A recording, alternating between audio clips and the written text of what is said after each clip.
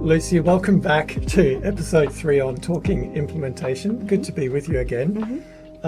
We've been talking through the JBI Seven-Phase process model, and in episode 2 we talked about phases 1 to 3 as really core foundational, not pre-planning, actual planning, but tips and tricks for people to really get into the process so that they're set up with a strong, reliable project plan.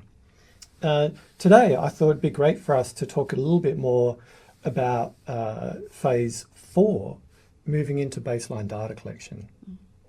Now, phase 4 out of 7, so we're over the halfway mark, which means that's just illustrative of how foundational, strong program setup is when you're using a process-based model. So that's our roadmap. Phases 1 to 3 is to help us reach this point of data collection in a reliable and robust way where everybody's on board with what we're doing and how we're doing it. Would you agree that those are the sort of foundational? That's right, yeah. So planning is very important, as with all other projects. Yeah, superb. So phase 4 involves reviewing practice, and it's interesting. So in our approach, which is a little bit unique worldwide, that review is against evidence-based standards and indicators. It's not against the performance of another hospital or an internal, external KPI. JBI actually looks at the evidence and says, what is best practice? So these measurement opportunities are a chance to look at compliance with care against best practice standards. So that's a really unique opportunity for people. And this, I think, is where software like JBI Paces can become really useful. You know, we've all been in that place of data collection as researchers where you're relying on spreadsheets. Who's got what version? Was it on the network or is it on someone's computer? And what happens if you overwrite data in the wrong way? So software can help avoid issues of incomplete or incorrect data. And JBI Paces is useful. There's a few things I thought would be worth sharing in terms of its usefulness. So you can have flexible yet reliable data collection with Paces. It embeds automated analytic components so that you can put your results in, and without needing to know statistics, you can get visual bar graphs straight away that show you what your data is saying. And the way Paces is designed, that workflow that we've talked about from a process model perspective is the same way Paces works, isn't it? It's very process driven.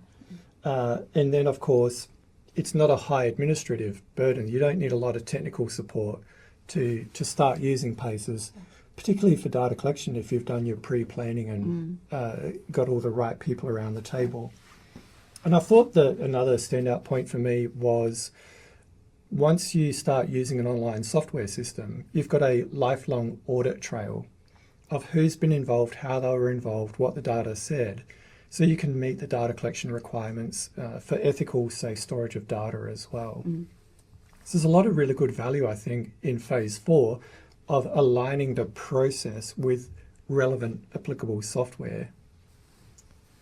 What about for you in terms of the software and maybe the implementation planning piece? So the software is a very powerful tool in that it gives relevant stakeholders access to compliance data, which now takes me to the implementation process itself. So the next phase is around what we call GRIP, which is getting research into practice. Now this phase involves a lot of engagement. Again, going back to having the right people on the table. So with the data from Paces, the compliance data, every relevant stakeholder should have access to the compliance data because as you know, data is very motivating. It allows relevant stakeholders to see what the current practices are and how they align or not with best practices, and therefore that would be a very powerful stimulus for initiating change. And then once they've seen the compliance data and identify areas where there is low compliance to best practices, they start to identify what we call barriers to recommended practices. And aside from the barriers, it's also important to identify what the facilitators or enablers are. And those enablers or facilitators could be paired with strategies that can then be implemented in order to address the barriers that they've identified, which hopefully should then improve the compliance rates. So the GRIP process is about having access to the compliance data, having a shared understanding of the current practices, identifying barriers to compliance with best practice recommendations, and also determining enablers as well as strategies that would address those barriers, and then of course implementing them. And the good thing to remember is that GRIP is integrated in PACES. And because it's integrated into PACES, it guides professionals through to the process of getting research into practice. Yeah. Boy, it really resonates with me that you say data is motivating. And it's so true, because most clinicians don't get ready access to their own performance data.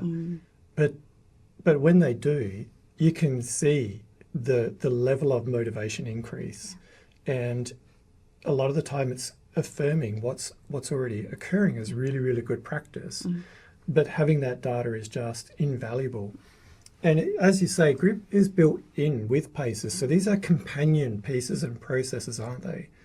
But somebody could use other data collection software and then move into the GRIP phase. And I suppose that's still going to work, because the key is the implementation planning piece, isn't it? That's right. So we would probably agree, like GRIP is an essential implementation planning resource. And organisations might have access to other really sophisticated data systems that connect to an EMR, third-party software platforms, or all of those sorts of things.